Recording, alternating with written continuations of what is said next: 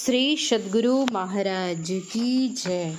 महर्षि संत सेवी प्रवचन पीयूष से सरस्वती की धारा अंत सलीला है। दादू दयाल जी महाराज ने कहा है, सुरति सदा श्यावित रहे, तीन के मोटे भाग, दादू पीवे राम रस, रहे निरंजन लाग। जिनकी सूरत सम्मुख होकर रहती है यानी सुषमना में रहती है, उनका अहोभाग्य है। वह राम रस पीता है, ब्रह्म पीयूष पान करता है तथा निरंजन बराबर निजोड़ अंजन अर्थात अंजन रहित माया रहित ब्रह्म का साक्षात्कार करता है। मेरे कहने का तात्पर्य तीन तरह की त्रिवेणियां हैं। एक प्रयागराज की त्रिवेणी, दूसरी सत्संग रूपी त्रिवेणी और तीसरी अपने अंदर की त्रिवेणी। इस तीसरी प्रकार की त्रिवेणी, अपने अंदर की त्रिवेणी के लिए कहीं बाहर जाने की जरूरत नहीं है। संत राधा स्वामी साहब ने कहा है, बैठे ने रास्ता काटा, चलते ने बाट न पाई, है कुछ रहनी गहनी की बात, बैठा रहे चला पुनी जाता, कहे को तात्पर्य है ऐसा, जैसे पंथी वो हित चढ़ी वैसा।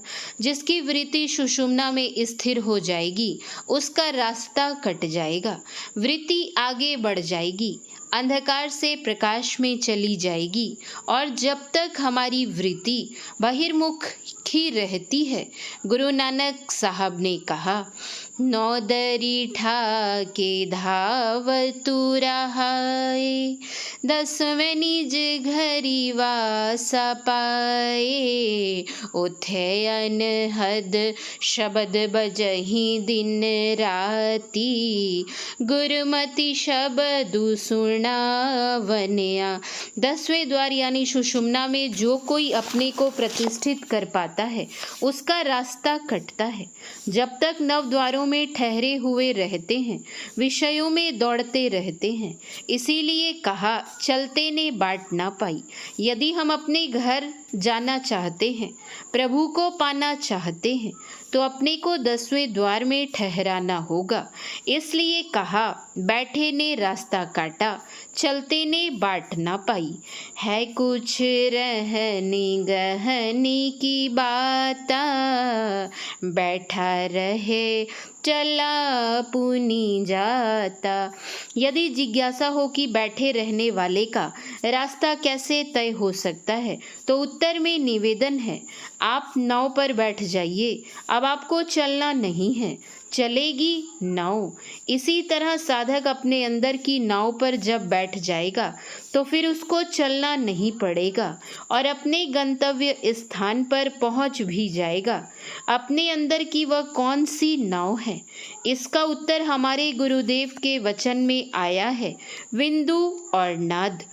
इस यात्रा में सत्य की ओर जाना होता है। सत्य क्या है? सत्य तो वही एक अचल अलग पुरुष परम पिता परमात्मा है और उसका अभिन्न अंश जीवात्मा भी सत्य है। इस जीवात्मा रूपी सत्य को उस परमात्मा रूपी सत्य से मिला देना असली सत्संग है। पहले हम बाहरी सत्संग करें। जब तक बाहर का सत्संग नहीं करेंगे तब तक अंदर प्रविष्ट होने का ज्ञान अथवा मार्ग हमें नहीं मिल पाएगा। इसीलिए कहा गया है, नित्य सत्संगति करो बनाई, अंतर बाहर द्वै विधि भाई, धर्म कथा बाहर सत्संगा, अंतर सत्संग ध्यान अभंगा। इतने अधिक लोग एकत्र होकर जो सत्संग अभी हम लोग कर रहे हैं, यह बाहर का सत्संग है। हाथरस निवासी संत तुलसी साहब ने कहा है, सत्संग करना मन तोड़, शरण संतन की, अंदर अभिलाषा लगी रहे चरणन की। मन तोड़ कहने का मतलब संसार की तरफ से मन को तोड़ लो और सत्संग में जोड़ दो। संसार की तरफ से तोड़ेंगे नहीं तो सत्संग में जोड़ कैसे पाएंगे? नहीं जोड़ पाएंगे। गोस्वामी श्री तुलसीदास जी महाराज कहते हैं, भव सागर कहनाव सुध संतन के चरण, तुलसीदास प्रयास बिनु मिलहि राम दुख हरन। संतों के चरण शरण से भव दुख हरण होता है, उससे जन्म मरण छूटता है। इसलिए साधु संग सत्संग करना अत्यंत आवश्यक है। भगवान शंकर ने पार्वती जी को सत्संग की महत्ता बताते हुए कहा था, गिरिजा संत समागम, सम न लाभ कछुआन, बिनु हरि कृपा न होई सो, गावहि वेद पुराण। अर्थात हे पार्वती, संतों के समागम के समान अन्य कोई दूसरा लाभ नहीं है। लेकिन जब तक प्रभु की कृपा नहीं होगी तब तक संतों का समागम नहीं मिलेगा। एक बंगाली महात्मा कहते हैं, कर साधु समागम, पवित्र हईवे मन, घुचिवे मोह अंधकारे। संतों का समागम करो, मन पवित्र होगा। भगवान श्री राम कहते हैं, निर्मल मन जन सो मोहि पावा, मोहि कपट छल छिद्र न भावा।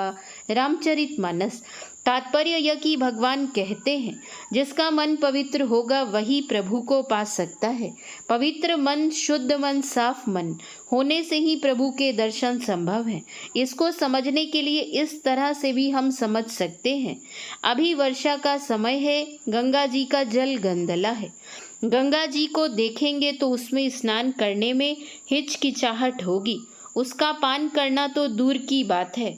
थोड़े दिनों के बाद कार्तिक अगहन महीने में जल साफ हो जाएगा, मिट्टी नीचे बैठ जाएगी, तब गंगा जी के जल में हम साफ अपनी परछाई देख सकते हैं। इसी तरह जब हमारा मन गंदला रहेगा तो प्रभु की परछाई हम नहीं देख सकेंगे। मन शुद्ध होगा, साफ होगा, निर्मल होगा, तभी हम प्रभु के दर्शन कर सकेंगे।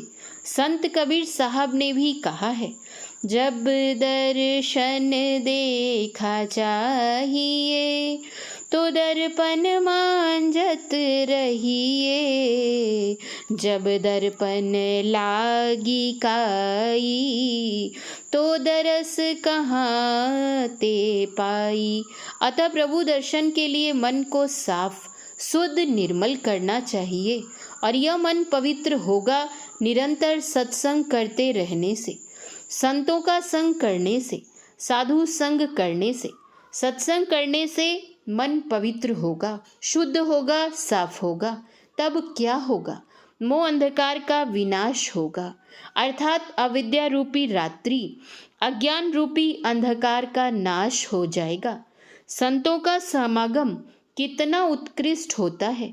इस संदर्भ में संत सुंदरदास जी महाराज ने इस भांति कहा है, तात मिले पुनि मात मिले, सुत भ्रात मिले युवती सुखदाई, राज मिले गजबाज मिले, सब साज मिले मन वांछित पाई, लोक मिले सुरलोक मिले, विधि लोक मिले वैकुंठ हूँ जाई, सुंदर और मिले सब ही सुख, संत समागम दुर्लभ भाई। संतों का समागम, संतों का दर्शन बड़ा दुर्लभ है। पहले बाहरी सत्संग करें। बाहरी सत्संग करते करते आंतरिक सत्संग करने की प्रेरणा मिलेगी। बाहर सत्संग नहीं करेंगे तो आंतरिक सत्संग की प्रेरणा कैसे मिलेगी? कहाँ से मिलेगी? अर्थात नहीं मिलेगी। जब प्रेरणा नहीं मिलेगी तो उस ओर हम चल भी कैसे सकेंगे? हमारे यहाँ भागलपुर कुप्पा घाट आश्रम में गुरुदेव के दर्शनार्थ एक वाइस प्रिंसिपल साहब आया करते थे। अब तो वे रिटायर्ड हो गए हैं। उनके इष्ट मित्र उनसे कहा करते थे, आप बार बार कुप्पा घाट क्यों जाया करते हैं? महर्षि जी ने आपको जो क्रिया बता दी है अपने घर में बैठकर किया करें। यह क्या बार बार कुप्पा घाट जाते हैं? प्रिंसिपल साहब ने कहा, आप लोग समझते नहीं हैं। महर्षि जी हैं पावर हाउस, वहाँ जाकर हम अपनी बैटरी चार्ज कराकर आते हैं। आप लोग के बीच रहते रहते जब वह डिस्चार्ज हो जाती है तो पुनः हम वहाँ जाते हैं और चार्ज कराकर पुनः आप लोगों के बीच में आ जाते हैं। फुलवाड़ी में जाने पर फूलों से सुगंध मांगने की आवश्यकता नहीं पड़ती, स्वतः सुगंध मिलती है। इसी प्रकार संतों के पास जाने पर उनसे कुछ मांगने की आवश्यकता नहीं। हमारी आवश्यकता की वस्तु वे स्वयं देते हैं। इसलिए नित्य नियमित रूप से सत्संग करना अति आवश्यक है। श्री सद्गुरु महाराज की जय। महर्षि संत सेवी परमहंस जी महाराज का यह प्रवचन मुरादाबाद यूपी में 16/9/1995 ईस्वी के सत्संग में हुआ था। शांति संदेश नवंबर 1996 ईस्वी। महर्षि संत सेवी परमहंस जी महाराज के प्रवचन का कुछ अंश पढ़ा गया है। श्री सद्गुरु महाराज की जय। श्री सद्गुरु महाराज की जय। श्री सद्गुरु महाराज की जय।